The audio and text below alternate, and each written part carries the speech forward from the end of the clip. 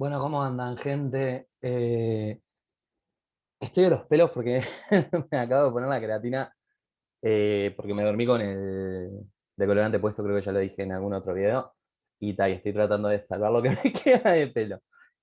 Bueno, hoy vamos a hacer una de las medidas de vaca, primero que nada, porque esto es impresentable, pero yo soy impresentable, así que no pasa nada. Eh, Siempre se me confunde el cerebro con esto de lo contralateral. Un espejo. Sí, porque no me miro en el espejo. Bueno, hoy quiero hablar de taponamiento cardíaco. Es una. Es más como quirúrgico, es un tema quirúrgico. Últimamente venía con cosas más moleculares, más de lo que es primer ciclo, menos clínica y demás, pero me parece que está bueno como empezar también a meter algunas cosas de lo que es patología. Perdón, me acabo de tomar un cafecito y Eh, ya, si vieron los otros videos, saben que tengo un reflujo de la hostia. Y bueno, de hablar un poco más de lo que es patología, patología médica, quirúrgica, la pediátrica no me encanta, pero capaz que algún tema que sea muy importante, está bueno verlos.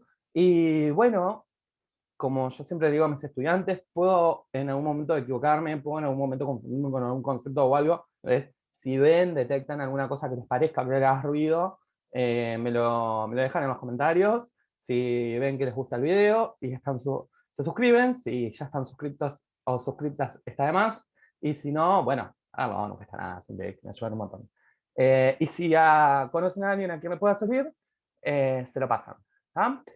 Entonces, vamos a comernos la naranja de una vez por todas y compartir la pantalla. ¿Ah? Todo este material es el que usé para hacer la PPT. ¿Ah? Esta PPT la hice cuando estaba cursando cirugía en el Hospital Policial de Uruguay. ¿Ah? Hansel, usted, Yu.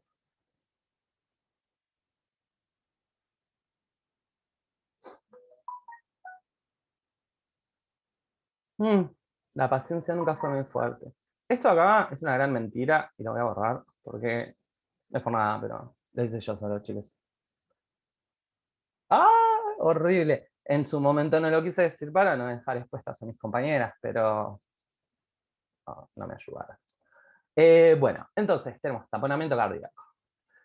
Fue en el ciclo internado rotatorio. A ver, está detenida el screen share.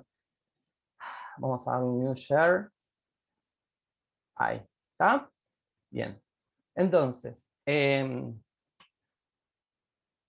primero quise poner como algunas cosas, con unas preguntas disparadoras, como para empezar la dinámica. Y después de ver las diapositivas y los videos de un caso real, gentileza del doctor Ignacio Paise, eh, eh, veremos de ver cuáles de estas son verdaderas o son falsas, ¿está? Entonces, ¿cuál de estas características ayuda al diagnóstico en el taponamiento cardíaco?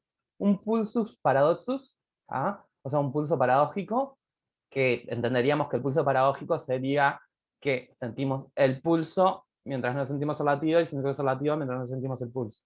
¿Ah? El corazón agrandado, la radiografía de pecho, de tórax, ¿tá? Pecho dice el verdurero, acostúmbrense a utilizar la terminología médica, no hagan la que hago yo. Aquinesia de la pared ventricular izquierda en la ecocardiografía. ¿Ah? Aquinesia es el no movimiento. La baja amplitud del voltaje en el electrocardiograma o la falta de sonidos cardíacos. ¿Tá? Esas son las opciones. Luego tenemos, las siguientes son ciertas acerca del líquido pericárdico. Su presencia siempre confirma el diagnóstico de taponamiento. El volumen normal del líquido pericárdico es entre 15 y 20 mililitros. La valoración ecocardiográfica del volumen del líquido pericárdico predice fuertemente el compromiso hemodinámico.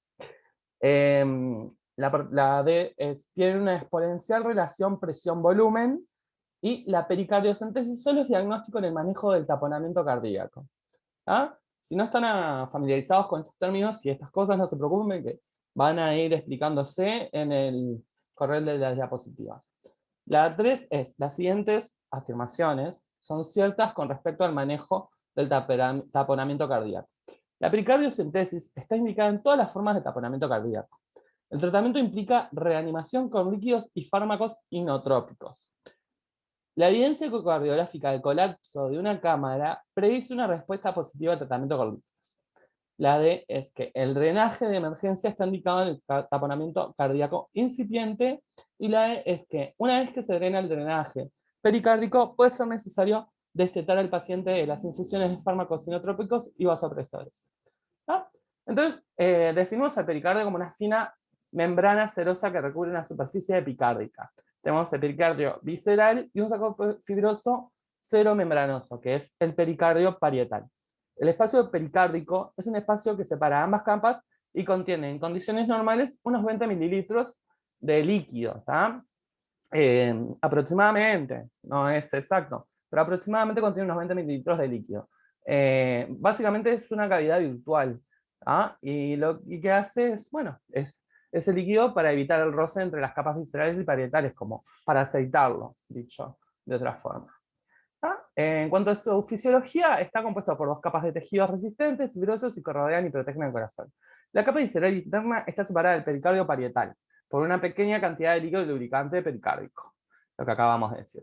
Generalmente se encuentra presente en un volumen de alrededor entre 15 y 50 mililitros, ya 50 es generoso, siendo producido por las células viscerales mesoteliales y drenado del pericardio por el sistema linfático del mediastino y el lado derecho del corazón.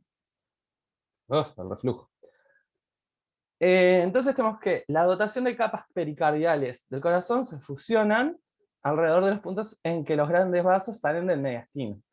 O sea, que estas capas convergen a la altura de los grandes vasos. El pericardio visceral es continuo en el lado interno con el epicardio.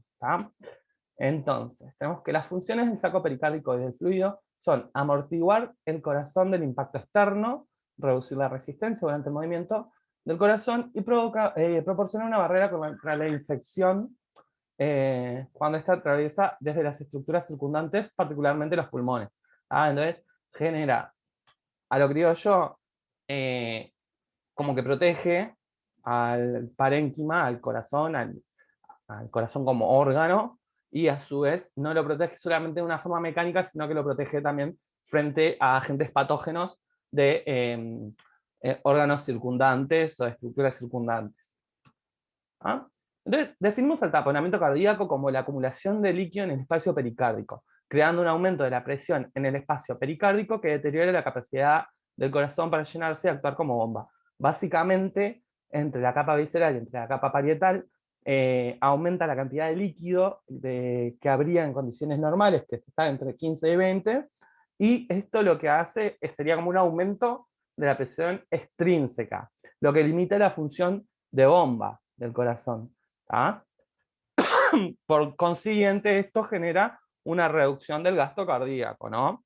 Porque a expensas de la fracción de eyección, porque esta contracción no va a ser tan fuerte. Y sabemos, o si no sabemos, les comento que el gasto cardíaco se calcula haciendo la frecuencia cardíaca por la fracción de eyección del ventrículo izquierdo. Entonces, como la función del corazón como bomba se encuentra deteriorada, hay una caída del gasto cardíaco, bueno, venía ahí, y de la perfusión sistémica que lleva a la disfunción de los órganos que amenazan la vida. Un coágulo o un tumor comprimiendo pericardio también tienen el mismo efecto. No siempre es líquido, no siempre es sangre, puede ser otro líquido y tal. Me aspiré con saliva, perdón.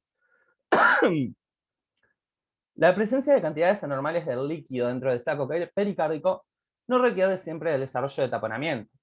Esto es porque se va acumulando lentamente, lo que permite a los mecanismos compensatorios fisiológicos limitar el aumento de la presión pericárdica y por lo tanto evita la falla de la bomba cardíaca. O sea que algo importante a tener en cuenta acá es que es más importante que ese aumento del volumen se dé de forma brusca a la cantidad de volumen que se llena.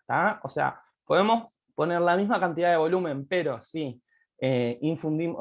hacemos una infusión más rápida de 100 mililitros en la cavidad pericárdica y hacemos otra también de 100, pero más lenta, van a haber sistemas amortiguadores que van a poder como compensar un poco ese aumento de la presión extrínseca. Entonces, Es importante también en la fisiopatología del taponamiento cardíaco la velocidad de llenado de ese espacio pericárdico. Entonces, un derrame pericárdico debe ser distinguido del taponamiento como un diagnóstico anatómico, que describe la presencia de líquido anormal dentro del saco pericárdico sin compromiso hemodinámico. ¿Está? Entonces, ahí, si el corazón mantiene su función de bomba, a pesar de que el líquido que se encuentra entre ese espacio de ambas serosas está aumentado, estamos hablando de derrame pericárdico. Pero como la función de bomba no se ve afectada, no llegamos a lo que es un taponamiento cardíaco. El incremento de la presión intrapericárdica dependerá tanto del volumen como de la rapidez de acumulación e inversamente de la distensibilidad del pericardio y la eficacia de los mecanismos compensadores. Una acumulación aguda de unos 100 mililitros en el contexto de una herida o rotura cardíaca puede causar más efectos hemodinámicos que 2 litros de un derrame pericárdico inflamatorio. Es lo que decíamos. Lo más importante es la velocidad con la que se instala esa cantidad de líquido en la cavidad. Entonces, acá vemos un ejemplo bien grande, que unos 100 mililitros en la cavidad pueden causar una clínica mucho mayor o pueden causar efectos hemodinámicos mayores que una cantidad de 2 litros por un derrame pericárdico de origen inflamatorio, que es por un exudado que se va dando progresivamente.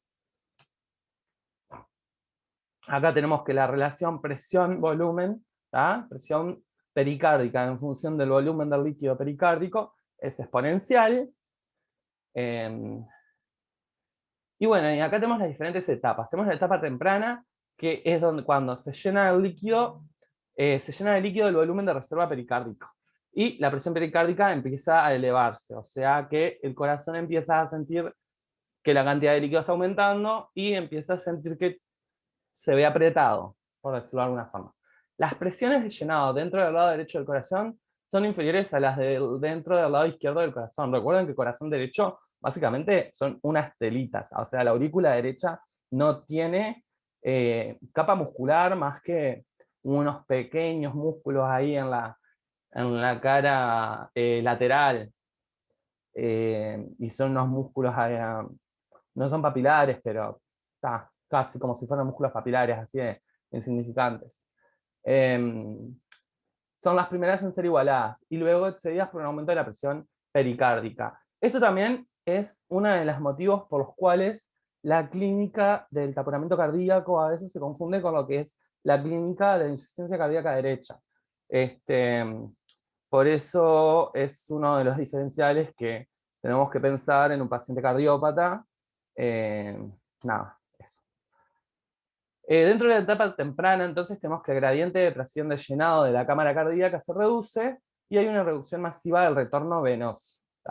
Esta reducción masiva del retorno venoso nos va a dar la ingurgitación yugular, que es uno de los elementos de la tríada de Beck, que vamos a verla ahora más adelante, pero que es un elemento clínico muy importante. La aurícula y el ventrículo derecho, al comprimirse, provocan un deterioro del llenado diastólico, puesto que la presión de la cara derecha son más bajas en diástole. Como regresa menos sangre venosa de la aurícula derecha, se eleva la presión venosa central. En esta etapa tenemos problemas de llenado ventricular derecho que dan como resultado un ventrículo con baja carga, que opera en el extremo inferior de la curva de Frank-Starling. Recuerden que el mecanismo de Frank-Starling también es uno de los mecanismos de compensación de la insuficiencia cardíaca, es uno de los primeros que se instalan. Entonces, por eso también les digo que esto simula mucho lo que es la insuficiencia cardíaca. El resultado es una disminución de la contractilidad y un bajo movimiento de volumen.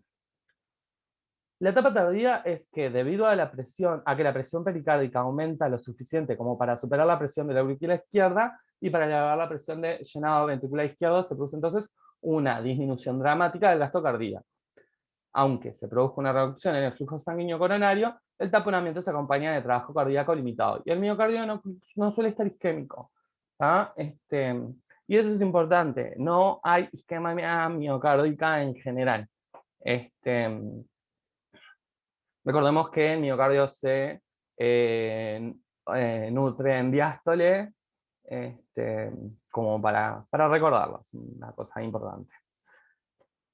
Luego sigue un ciclo de medidas de compensación fisiológica. Agotado, con mayor retención de líquido, disminución de gasto cardíaco y retorno venoso, que conduce a un estado de shock obstructivo y eventualmente un paro cardíaco. ¿Tá? Acá tenemos un shock obstructivo, porque no hay pérdida de la volemia, no, no hay un foco infeccioso que nos dé una sepsis, no tenemos un atrapamiento en un tercer espacio, no tenemos una alteración neurológica para tener un shock neurogénico, pero sí vamos a tener en función de la pérdida de función de bomba del corazón, vamos a tener un shock, un paciente chocado, hipotenso, y esto va a estar a expensas de un obstáculo o una obstrucción, que en este caso es el líquido en el espacio pericárdico, que hace que la contracción muscular, está intenso el teléfono, que hace que la contracción muscular se, se, sea menor y que disminuya el gasto cardíaco, ¿tá? Entonces disminuye la perfusión tisular a expensas de la obstrucción generada por la función de bomba, y le voy a sacar el sonido a esto porque me está enloqueciendo. A ver, entonces, los mecanismos fisiológicos de compensación. El más importante es el aumento del tono simpático. Hay taquicardia y hay vasoconstricción mediadas por el simpático, que causan un aumento de la resistencia vascular sistémica en un intento de mantener la presión arterial media. ¿Ah? El sistema renina-angiotensina se activa, provocando mayor retención de líquidos. La presión venosa central elevada mejora el relleno contra la presión diastólica intrapericárdica, pero esto tiene un efecto limitado, como todos los mecanismos de compensación que se activan, y no hay ningún cambio en el péptido natriurético atrial, que el corazón no se estira, ¿tá? No, entonces no genera cambios, de hecho todo lo contrario. eh, Tiene limitada su capacidad de estirarse, ese es el problema precisamente. Clínicamente, la principal manifestación clínica depende de la velocidad de acumulación del líquido pericárdico y de la capacidad de adaptación de la membrana pericárdica. Los síntomas más frecuentes son específicos, pueden ser disnea, puede presentarse como un dolor torácico, como disfagia, como tos, como oliguria. Al examen físico los hallazgos también son inespecíficos. Lo más frecuente es la distensión venosa yugular, que además tiene una forma característica de la presencia de un colapso X sistólico predominante y la ausencia de colapso Y diastólico. Esos son, si se acuerdan, de los patrones de medición de los pulsos venosos. Las X y las Y en el diagramita. Si no lo recuerdan, vayan a leerlo. El pulso paradójico es otro dato de exploración física característica y se define como el descenso de 10 milímetros de mercurio o más en la presión arterial diastólica durante la inspiración. El pulso paradójico no es patognomónico del taponamiento. Se puede observar también en el EPOC, en la miocardiopatía restrictiva, en la obesidad y en el embolismo pulmonar masivo. Entonces, incluso en un taponamiento cardíaco existen condiciones en las cuales no puede detectarse hipotensiones extremas en el infarto de miocardio y en algunos casos de taponamiento oculto o localizado. O sea, van a estar enmascarado, el taponamiento va a estar enmascarado por estas entidades clínicas, ¿verdad? Y bueno, si tenemos un infarto miocárdico concomitante con un taponamiento, tenemos dos patologías que que son de orden resolver lo antes posible, ¿verdad? Una que es médica y la otra es más quirúrgica, pero el manejo va a tener que ser en equipo. Cuando el taponamiento es grave, la presión arterial y el gasto cardíaco descienden y existe taquicardia y taquipnea. La taquicardia para compensar ese gasto cardíaco a expensas de esas frecuencias, ya que desciende el volumen de eyección del ventrículo izquierdo, y la taquipnea es porque los órganos, al ver un gasto cardíaco disminuido, se ven menos oxigenados, entonces ventilamos más rápido como parte, digamos, si se quiere, un síndrome funcional respiratorio o por la isquemia, ¿tá? Que esa sangre cada vez va a estar menos oxigenada porque va a pasar por la circulación mayor, pero, pero en menor cantidad. ¿Tá? La presencia del pulso paradójico en esta circunstancia puede ser difícil de apreciar por la hipotensión, pero la presión venosa yugular suele estar marcadamente elevada.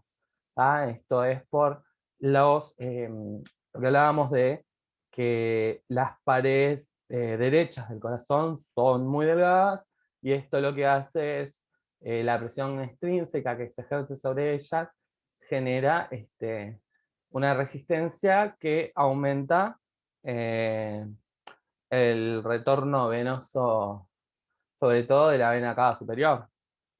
Bueno, y de la inferior también, pero clínicamente lo vamos a dar más en la cava superior porque es como mucho más corto el trayecto. Otras veces es tan evidente que solo se palpa el pulso durante la expiración.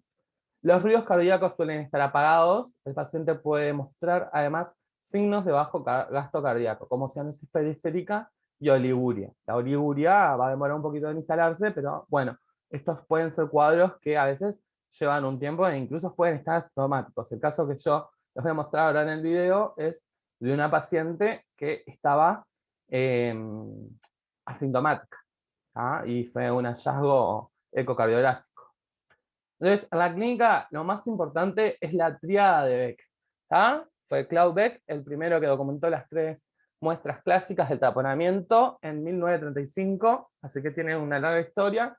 Y estos son hipotensión, presión venosa yugular elevada, lo que nos da ingurgitación yugular, y ruidos cardíacos ahogados, o sea, alejados o apagados. Aunque patognomónicos, estos signos están solo colectivamente presentes en un pequeño número de pacientes que presentan taponamiento cardíaco. Nosotros, frente a un trauma torácico, sobre todo un trauma abierto de tórax, no es tanto en el trauma cerrado, sino en el trauma penetrante, debemos sospecharlo. Frente a cualquiera de estos elementos debemos sospecharlos. También tenemos otras herramientas paraclínicas que también nos van a dar o nos van a poner en la pista de que podemos estar frente a un taponamiento, con lo que esto significa, ¿verdad?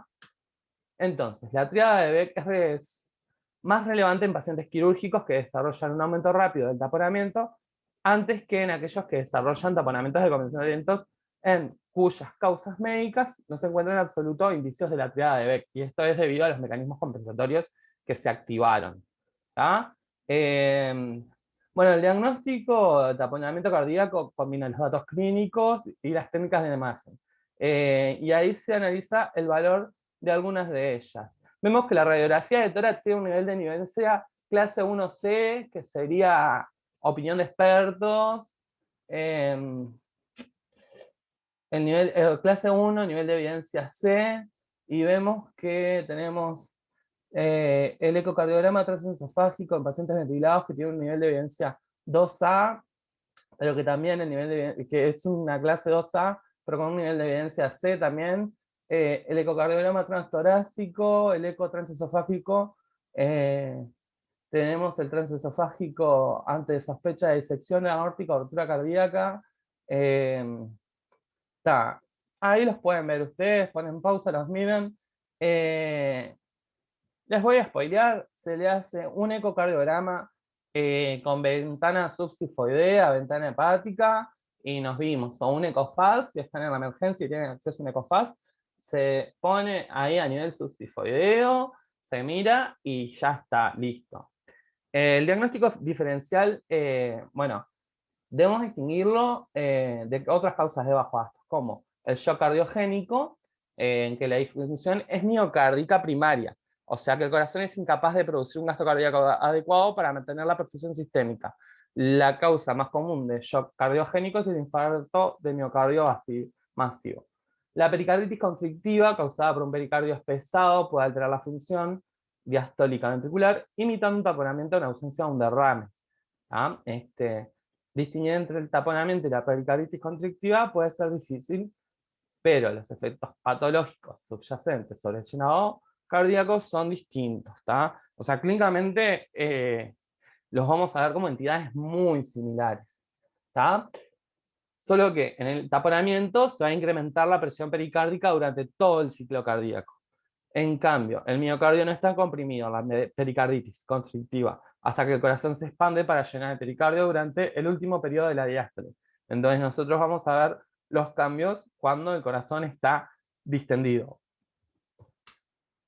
Entonces, el patrón bimodal normal de retorno venoso al corazón se mantiene en la pericarditis constrictiva, puesto que no hay ninguna compresión durante las sístoles, mientras que el retorno venoso es unimodal y limita a la sístole en el taponamiento. La ecocardiografía cualificada puede ayudar a distinguir las diferentes presentaciones. Después, otros diagnósticos diferenciales incluyen grandes émbolos pulmonares y neumotoras a tensión, que también van a generar, bueno, el neumotoras a tensión va a generar también una presión extrínseca sobre el corazón, lo que puede limitar su función de bomba. Raramente un neumopericardio puede simular un taponamiento cardíaco agudo, pero con un soplo característico de rueda de molino, puede verse después de una lesión penetrante en la pared torácica, ruptura de esófago y fístula broncopericárdica. Lo que les decía, el taponamiento cardíaco es típico del trauma abierto de tórax. O sea, para un trauma cerrado de tórax que te dé un taponamiento cardíaco, tendrías que haber roto una cámara cardíaca, haciendo la aurícula derecha y que se llene de sangre masivamente, y que te hablaría de la cinemática del impacto.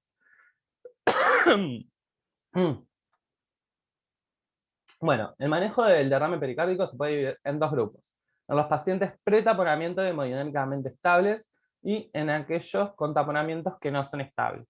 Los inestables requieren una intervención urgente, ¿tá? Porque la presión causada por el líquido dentro del saco es el problema subyacente. El tratamiento definitivo es el drenaje del líquido pericárdico, aliviando el compromiso del miocardio.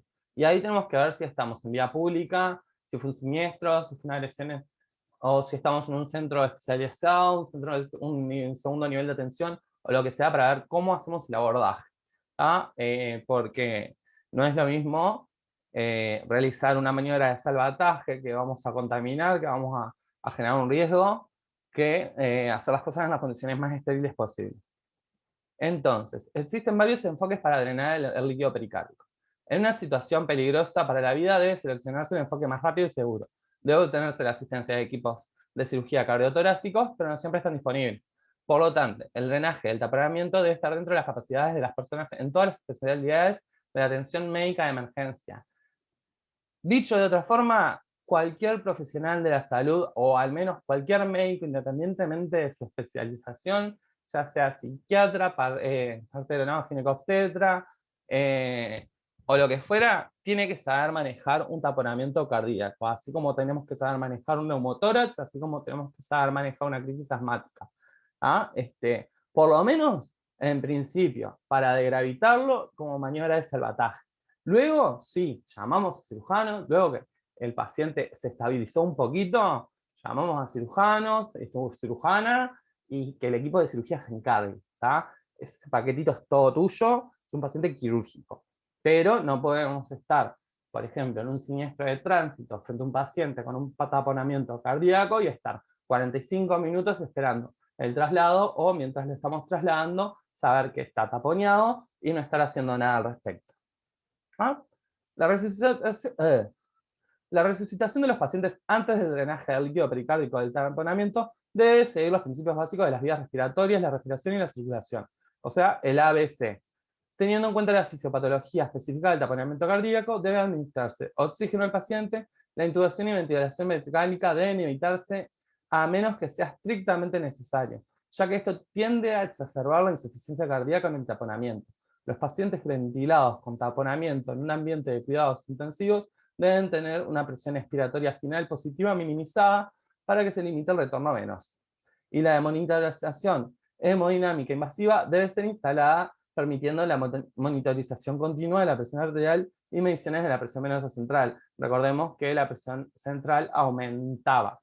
Luego viene el rol de los líquidos, igual el manejo. Acá no habló, vamos a ver si más adelante lo nombré, si no lo nombro, pero está. El rol de los líquidos. El papel de la expansión de un volumen acertado de fluidos depende principalmente de los resultados del monitoreo. El índice cardíaco, es la perfusión orgánica final, el alivio de los síntomas del paciente. Definir el tipo de taponamiento y el estado general del líquido del paciente. Los efectos de la hipovolemia son particularmente pronunciados en el taponamiento. ¿Tá? Recordemos, el taponamiento cardíaco nos puede dar un shock cardiogénico, entonces ahí necesitaríamos expandir, por lo menos administrar volumen, ¿tá? Para expandir y evitar que ese paciente se choque. ¿Tá? También recordemos que la disminución de la presión arterial no es uno de los primeros síntomas dentro del shock, sino que es uno de los últimos. Es un elemento tardíaco, tardío, perdón. De los primeros elementos que vamos a ver en el shock va a ser la taquicardia, pero en este caso la taquicardia también puede ser consecuencia de la disminución del gasto cardíaco por la disminución de la fracción de eyección. Entonces van a haber varios elementos concomitantes ahí. En definitiva, estamos frente a un paciente que puede tener un shock obstructivo, entonces tenemos que tener en cuenta que podemos requerir, todo en función de la clínica del paciente, ¿no? Y la tolerancia que tenga, podemos requerir el aporte de volúmenes y ese aporte va a ser en función del paciente. No es lo mismo tener un paciente joven, sin cardiopatía previa y sin patologías previas que podría aguantar un bolo de 1000 cc suero fisiológico para expandir, que un paciente añoso cardiópata en el cual vamos a tener que hacer bolos más pequeños de 200, 500 capaz en 15, 20 minutos y valorar en función de la respuesta clínica. Esa es una cosa que me parece que está bueno y que es importante tener en cuenta. Entonces,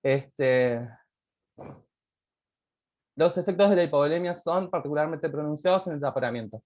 Entonces es un desafío único la reposición del líquido, especialmente en el ajuste de la hipotensión, ¿tá? Cuando tenemos menos de 100 milímetros de mercurio de diastólica, supongo que está hablando.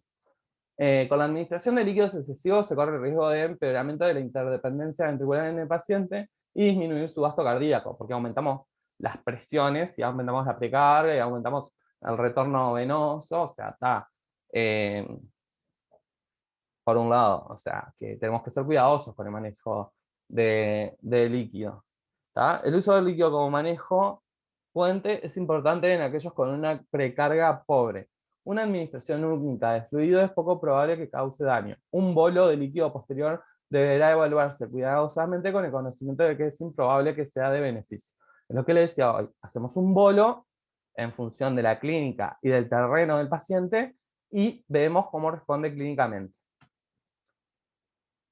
Los sinotrópicos y los vasopresores. Los objetivos hemodinámicos del taponamiento deben ser aumentar el volumen cardíaco, aumentar el cronotropismo, o sea, la velocidad con la que se contrae el corazón, para disminuir la poscarga y disminuir las presiones de la aurícula derecha. La isoprelina, la dopamina y la dobutamina son los de primera opción inotrópica, que tienen que ver con la contractilidad, la fuerza de contractilidad del corazón, y se han demostrado útiles para aumentar el volumen cardíaco del taponamiento. Una contracción más fuerte va a hacer que haya un mayor volumen de eyección. Todos aumentan los requisitos metabólicos del miocardio y disminuyen su tiempo de perfusión y por lo tanto el riesgo de isquemia cardíaca. Ese es el riesgo que tenemos con los sinotrópicos positivos y con los cronotrópicos, que vamos a aumentar la demanda cardíaca de oxígeno. Y sabemos que el miocardio es un parénquima que es bastante sensible a la isquemia. Los vasopresores como la noradrenalina mejoran la presión arterial media con una mínima deformación miocárdica y ningún cambio en el índice cardíaco. Por lo tanto, la elección del médico del apoyo inotrópico y vasopresor puede inspirarse mejor por su familiaridad con las drogas y el balance de riesgos versus beneficios por cada medicamento.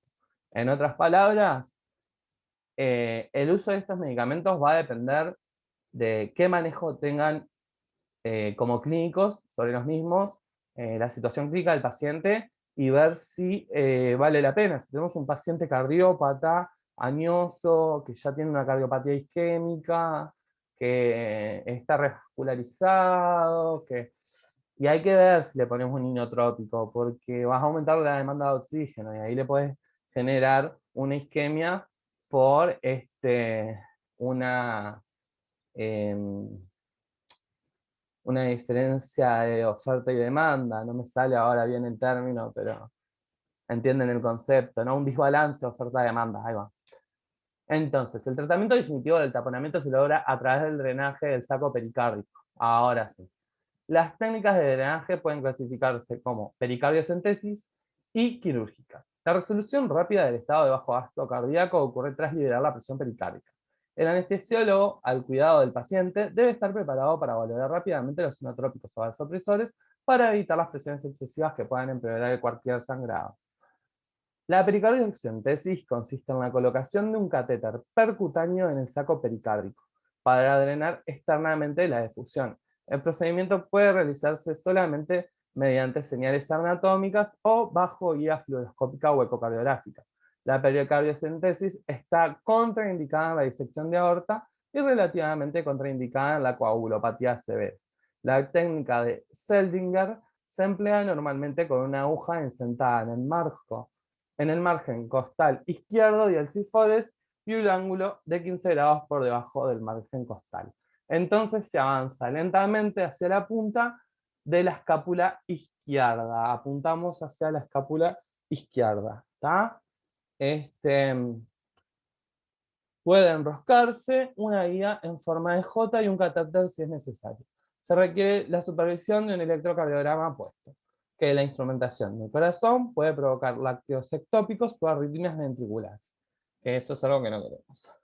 La pericardiocentesis tiene aplicaciones diagnósticas y terapéuticas. Las efusiones pericárdicas crónicas pueden probarse utilizando esta técnica para permitir el análisis histológico y bioquímico cuando se sospecha de causas inflamatorias o malignas. Eso ya es más que tratamiento, es para diagnóstico, para ver si, bueno, si eso no es sangre. Ten en cuenta que es líquido en la cavidad pericárdica, porque tendemos a sesgarnos en que es sangre lo que vamos a encontrar, y muchas veces no es sangre, sino que es un exudado, es algo oncológico. Entonces podemos hacer un citoquímico, un bacteriológico del líquido que obtengamos por la pericardiocentesis. La pericardiocentesis en general se va con esa vía gruesa, se pone, se coloca, se deja el teflón y se le pone una llave de tres puntas para que drene a su ritmo. Y luego, bueno, a la resolución quirúrgica definitiva. Los riesgos de la pericardiocentesis son la punción y ruptura del miocardio o de los vasos coronarios, que puede causar arritmias o infarto de miocardio. Puede perforarse el estómago, los pulmones o el hígado, y la infección de las membranas pericárdicas puede ocurrir posteriormente, porque, o sea, básicamente podemos barrer un poco o podemos llevar un poco la flora de la piel, por más que intentemos hacer todas las condiciones de asepsias. Como digo, a veces esto es una maniobra de salvataje, lo hacemos en vía pública, y bueno, y hacemos lo que podemos con lo que tenemos. Bueno, estos riesgos son raros que ocurran, se dan en menos del 5% de los casos, y como es un procedimiento para salvar vida, es importante estar familiarizado con la técnica de la pericardiocentesis. Y luego tenemos el drenaje quirúrgico. Esto es para taponamientos como masivos, taponamientos más significativos. La esternotomía de emergencia está indicada en el taponamiento con incipiente paro cardíaco. Es posible que deba realizarse en el servicio de urgencias o en una unidad de cuidados intensivos. Si no hay tiempo suficiente o si el paciente está demasiado inestable para su traslado a la sala de operaciones, el equipo de toracotomía de emergencia debe estar disponible en estos lugares. Se hace una pequeña incisión subsifoidea que pueda aliviar la presión pericárdica antes de la visualización directa y la incisión del pericardio parietal. Entonces, puede tener lugar el drenaje del líquido y el control de la hemorragia en el pericardio. El equipo de bypass cardiopulmonar y un perfusionista entrenado idealmente deberían estar presentes. Eso pasa en los libros de la clínica Mayo. Otros abordajes quirúrgicos de drenaje pericárdico están disponibles, pero no hay ensayos controlados aleatorios prospectivos que comparan los resultados de cada uno. Un abordaje con toracoscopía video asistida es menos invasivo, creando una ventana de drenaje entre el pericardio y la pleura. Esta acción se ha publicado que toma mayor tiempo de operación y una alta morbilidad perioperatoria. La pericardiotomía con globo percutáneo puede ser realizada bajo anestesia local en el laboratorio de cateterización cardíaca. Implica la inserción de un balón de valvuloplastia al pericardio parietal vía una incisión subsifoidea bajo la dirección radiológica.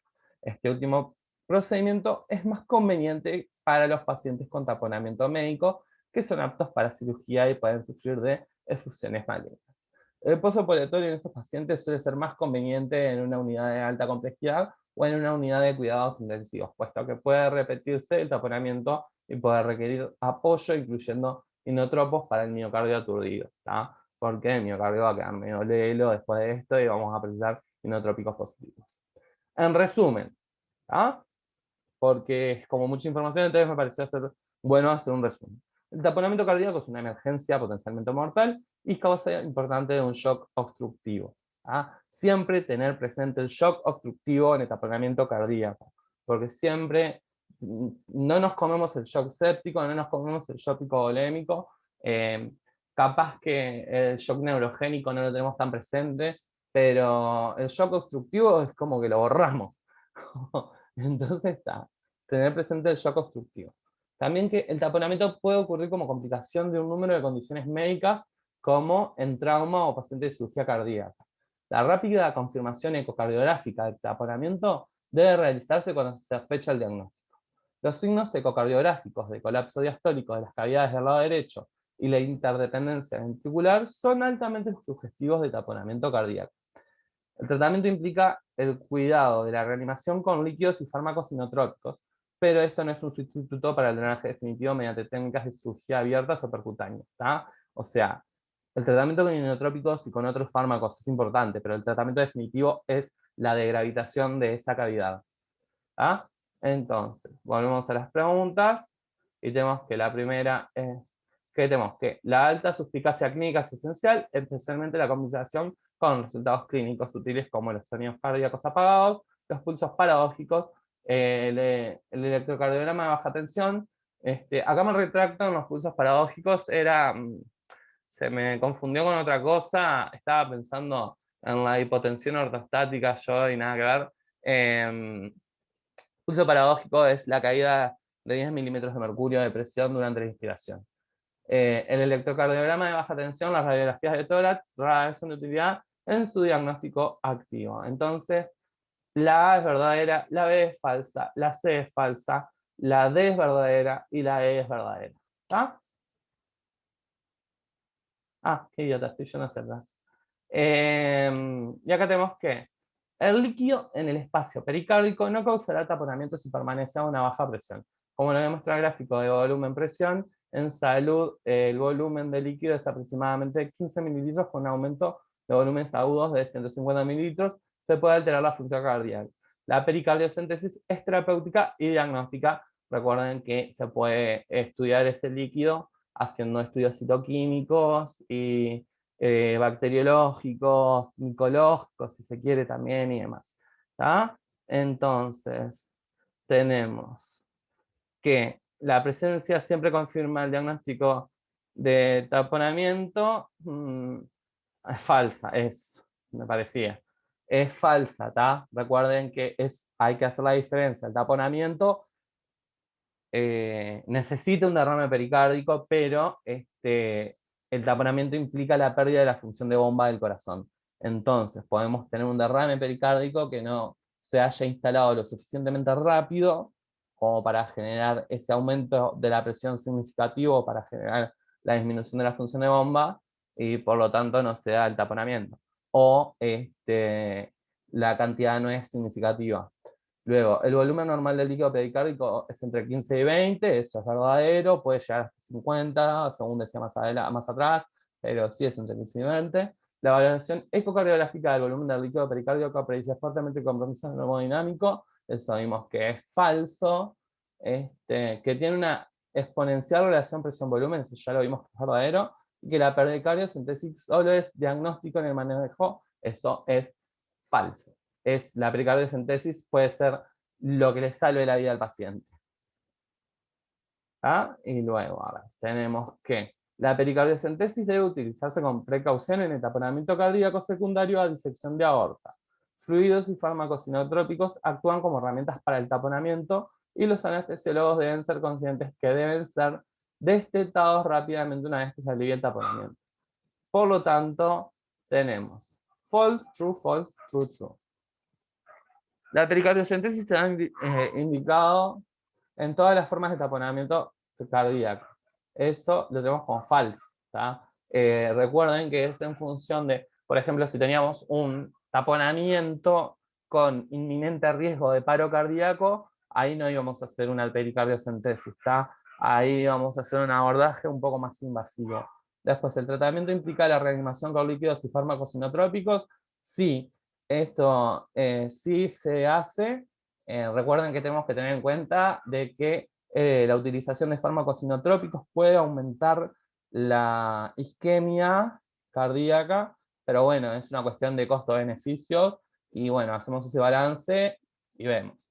Después, la evidencia ecocardiográfica del colapso de una cámara predice una respuesta positiva al tratamiento con líquidos. Ah, no, eso es recontra re falso. No, ya está.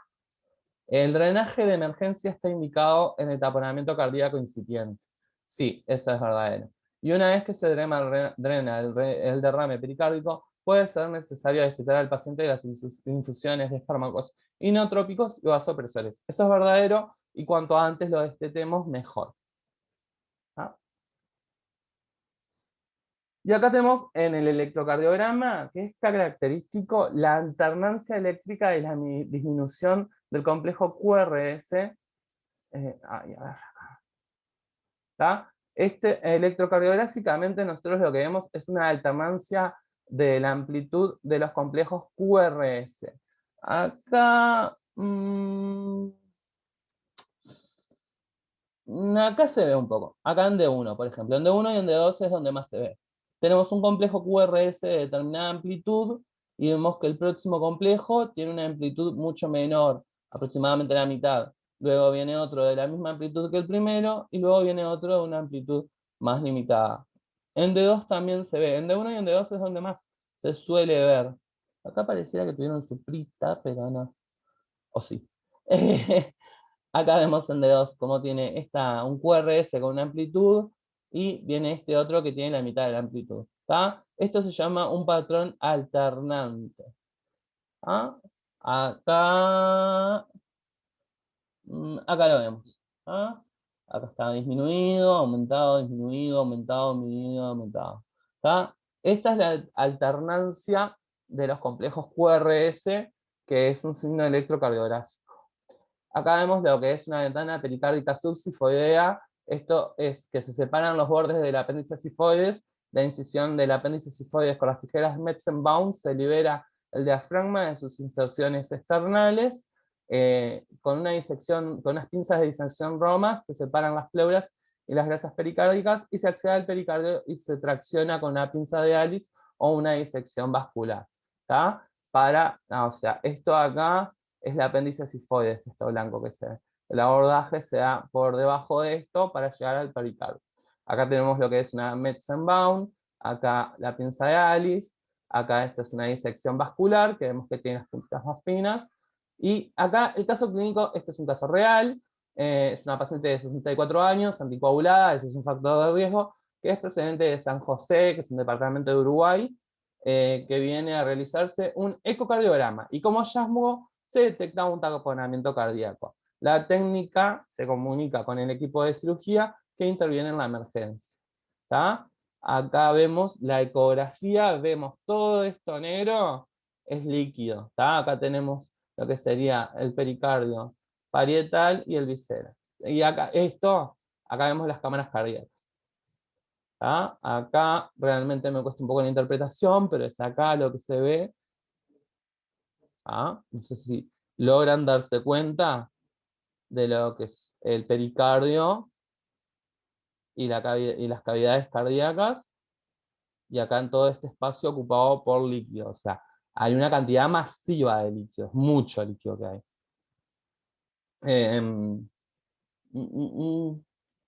Aortocardiomegalia, diámetro, esto no importa. Y acá es para que se vea un poco, esto sería la ingurgitación yugular. Esta paciente la estaban ventilando. Hablamos de que hay que tener cuidado cuando se ventila un paciente con taponamiento cardíaco, pero bueno, acá vemos esta paciente ingurgitada, acá vemos un electrodo para la monitorización electrocardiográfica, y vemos que... esta es la bibliografía. Bien, eso por un lado. Vamos a ver ahora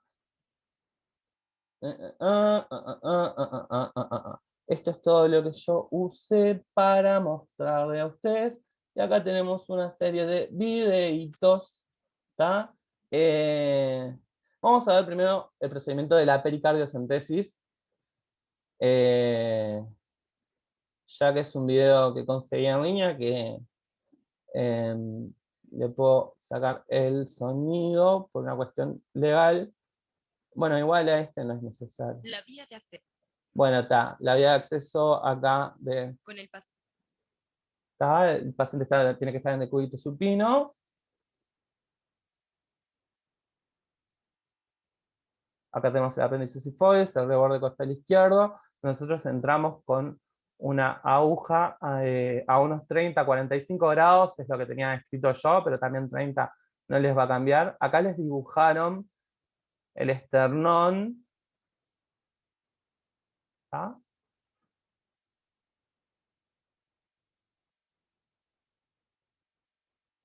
Acá tenemos un AutoCAD 14. Ahí está entrando. Se va aspirando a medida que entramos para que venga sangre, ¿no? Cuando viene sangre es porque estamos en cavidad cardíaca, o eso es lo que entendemos.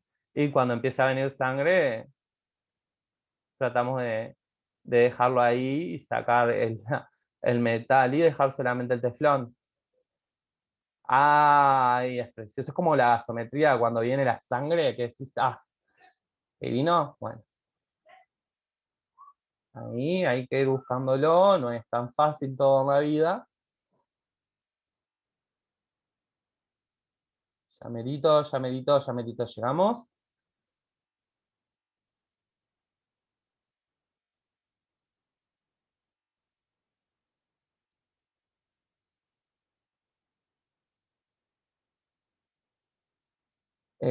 Lo que dice es que vaciando 50 mililitros, con una aguja de 50 mililitros, ya generamos una mejoría en la hemodinámica del paciente muy significativa. ¿Tá? Tenemos que tener paciencia y no sacarla tan de golpe, pero vieron que ahí ya sabemos que estamos en la cámara cardíaca, o sea, no en la cámara cardíaca, sino en lo que es el espacio pericárdico. ¿Tá? Otra cosa muy particular es que, vieron cómo latía, ¿no? Se le pone una triple vía, una llave de 3 vías, y se le pone una bolsa de drenaje. Si se fijan bien, se ve como late. Lo que les iba a decir es que una particularidad de la sangre en el taponamiento cardíaco es que no se coagula. ¿Ah? La sangre de la pericardiocentesis no se coagula, sale roja rutilante. Y eso es como súper particular. Espero que se haya visto ese video porque si no lo compartí al pedo. Y ta. Acá tenemos cómo se vería. Ven, acá están las válvulas. ¿Tá? Acá tenemos distintas cámaras. Acá tenemos líquido. ¿Ah? Igual este no tiene sonido, creo. Sí tiene.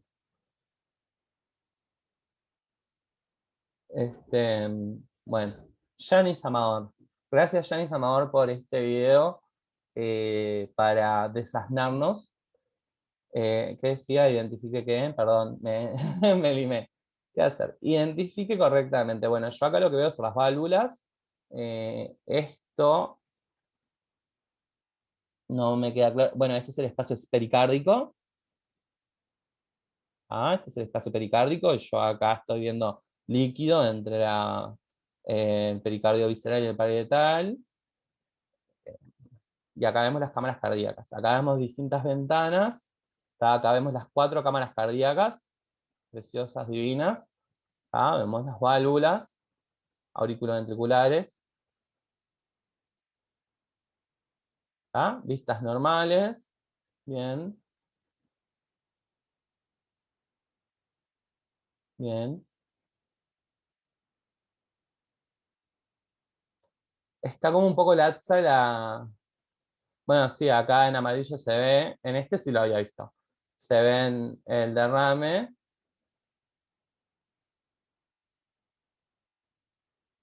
Acá lo veo bien de bien. Capaz que acá me precisaría más ayuda. Acá apenas asomando un poquito. Acá también, ahora que me lo señala así, se ve claramente. Y acá también se ve. ¿Ah? Muy bien. ¿Ah?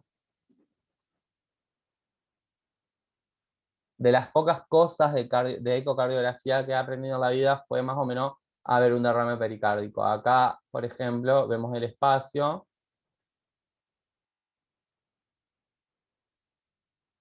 Yo creo que aquí es. Ah, ahí va, bien.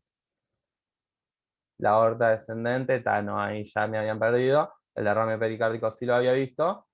Ah, acá un derrame pleural. Bueno, está. Ya me están pidiendo demasiado. Bien. Este, realmente le damos las gracias a Yanis Amador porque este video es muy bueno. Eh, a mí realmente me ayudó mucho cuando estaba preparando este tema. Bien. Y no, porque realmente frente a las ecografías soy bastante mal. Tengo que chequear, en 10 minutos me tengo que poner a dar clases, así que voy a tratar de ser un poco ágil. Bueno, y después estimar la severidad. ¿Tá? Leve, mayor a 1 centímetro, moderado entre 1 y 2, y severo mayor a 2 centímetros. ¿Tá? Eso lo mide. Ahí tenía 1,9 centímetros, entonces estaba en moderado ese derrame.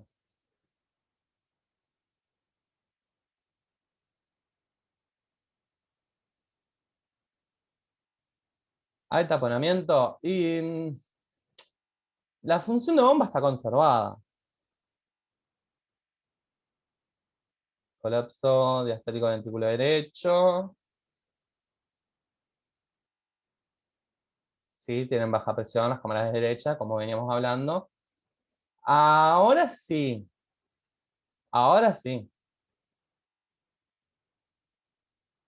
Pero ahí se ve que el derrame pericárdico es muy significativo. ¿Tá? Y vemos como la disfunción. Eh, pero vemos como, a ver, esto no es una contracción auricular normal. Y vemos cómo está colapsada la cámara completamente.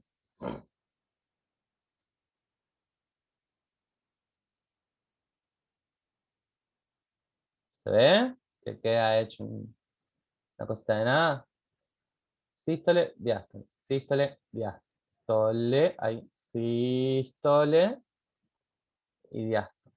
En diástole se colapsa acá y en sístole se colapsa acá. Ah, ¿me están llamando? Gente, ¿qué les pasa? No, no sé si me están llamando. ¿Qué suena? Ay, qué miedo. Ah, sí, me están llamando. Pero era el otro teléfono.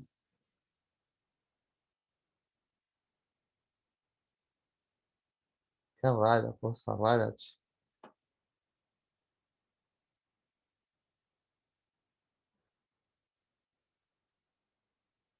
No sé por qué me llaman ese teléfono. Eh, subcostal. La vista subcostal. Y ahí, la vista en la hepatectomía, si sacáramos el hígado, ahí veríamos cómo se controla el corazón por encima del diafragma.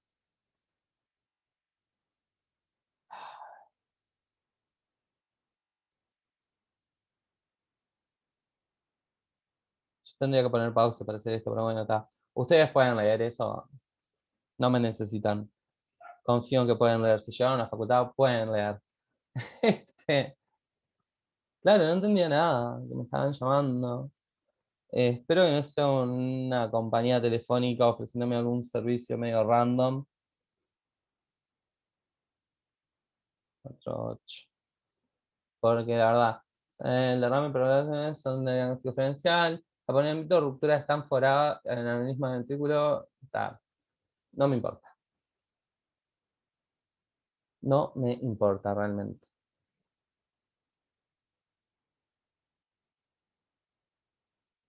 Me importan otras cosas.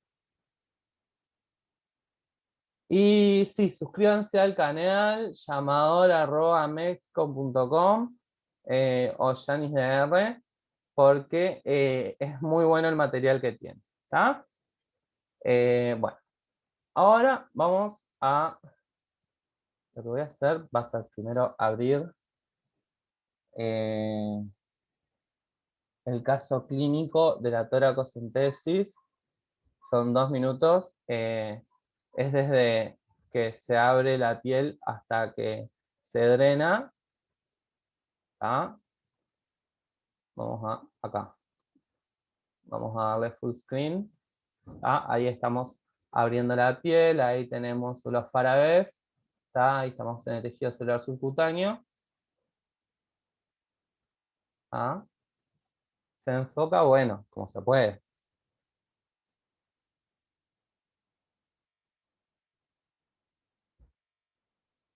¿Tá? Ahí se va con una tijera Metzenbaum disecando, vamos aspirando. ¿Tá? Tenemos ahí el cuchillo electrónico que cauteriza a medida que corta, el bisturí electrónico. Ahí ya se va drenando, pero ese drenaje, si bien alivia un poquito, no es recuerden que no es el taponamiento. Cuando vean el taponamiento se van a dar cuenta, les juro.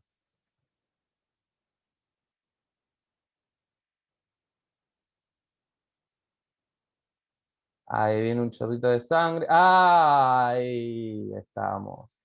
Esta era la señora asintomática del caso clínico que les leí.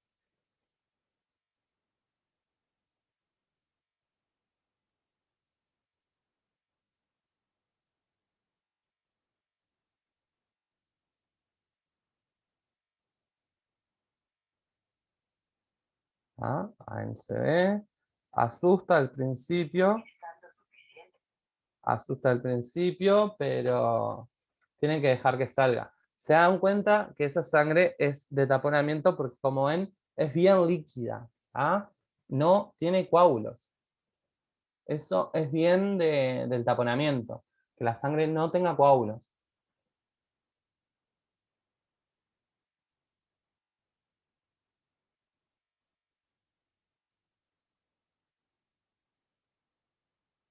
Y ahí se empieza a dar la punta cardíaca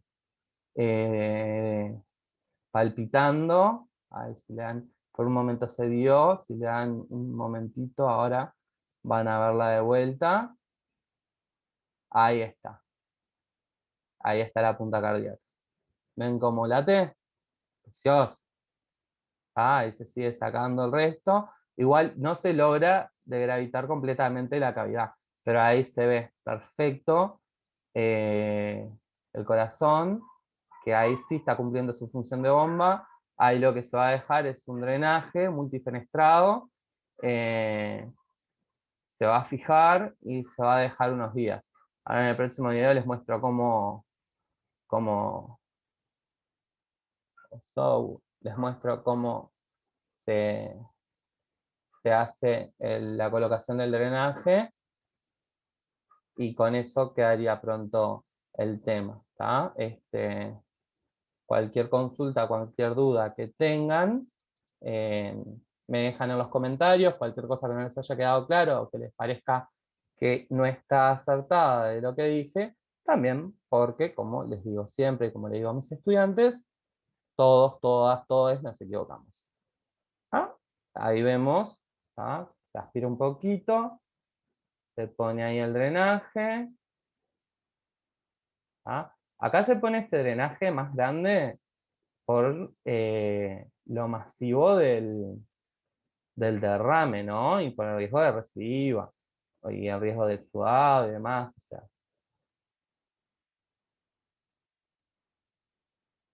esto no fue una cosa menor, en absoluto. Y ahí quedó pronto. Bueno, espero que les haya gustado, que les haya servido. De ser así, suscríbanse. Les prometo que para el próximo video voy a tener otro color de pelo. y, bueno, nada, eso. Suscríbanse, denle like, compártanlo con alguien que les pueda servir. Y cualquier consulta estamos a las órdenes. Si quieren tratar algún tema en particular, me lo dejan abajo en los comentarios. Y nada, nos estamos viendo.